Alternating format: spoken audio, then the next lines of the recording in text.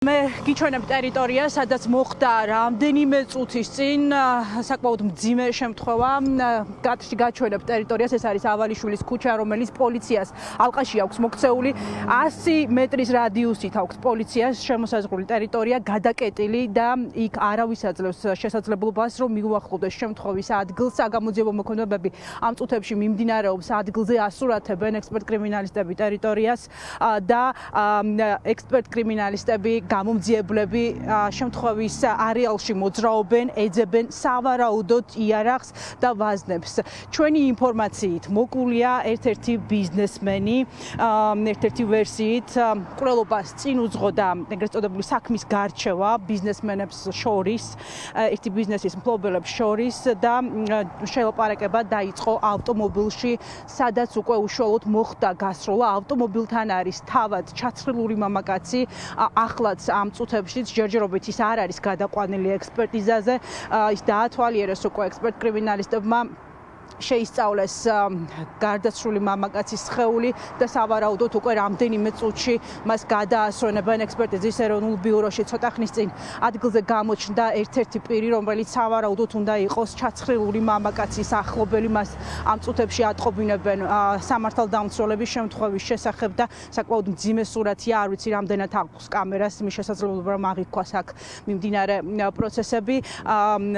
ჯერჯერობით როგორც სამართალდამცველები, რომლებსაც გადაკეტილი აქვთ ტერიტორია, აქ პასუხობენ. ადგილზე მიმდინარეობს საგამოძიებო მოქმედებები, მიმდინარეობს ასევე მიმდებარე პერიმეტრზე კამერების ამოღება და უნდა ვივარაუდოთ, რომ პოლიცია ეძებს გაქცეულ მამაკაცს, სავარაუდოდ მამაკაცს, რომელმაც გაისროლა ბიზნესმენის მიმართულებით. მას აქვს რამდენიმე ტყვია მოხვედრილი.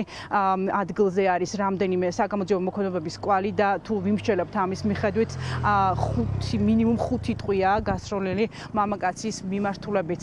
ამ დრომდე რჩებიან ადგილზე ექსპერტ-კრიმინალისტები და რამდენიმე წუთში სავარაუდოდ ჩაცხრილ მამაკაცს გადაასვენებენ ექსპერტიზის ეროვნულ ბიუროში. შინაგან საქმეთა სამინისტრო ოფიციალური ვერსიით ამბობს, რომ ამ ეტაპზე გამოძიება 2 მუხლით განზრახ მკვლელობის და ცეცხლსასროლი იარაღის უკანონო შეძენის შენახვა ტარების მუხლებით მიმდინარეობს.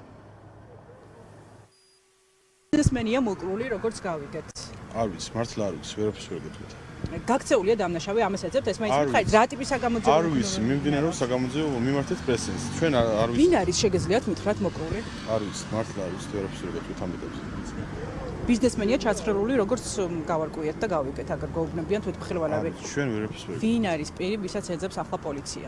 არ ვიცი. დაკავებულია თუ არა ეს მაინც თუ იცით? არ ვიცი, მიმდინარეობს საგამოძიებო მოქმედებები. და თქვენ რა ინფორმაცია გაქვთ ამ ხელა პერიმეტრი რო გადაკეტილი, ანუ აქ რას ეძებენ? მიმდინარეობს საგამოძიებო მოქმედებები, ხომ გითხარით?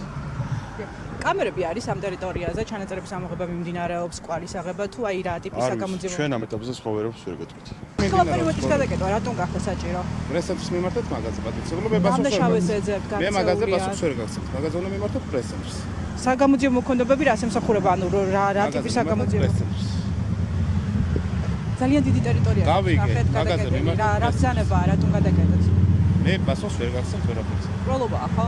მე მაგაზე პასუხს ვერ გაგცემთ.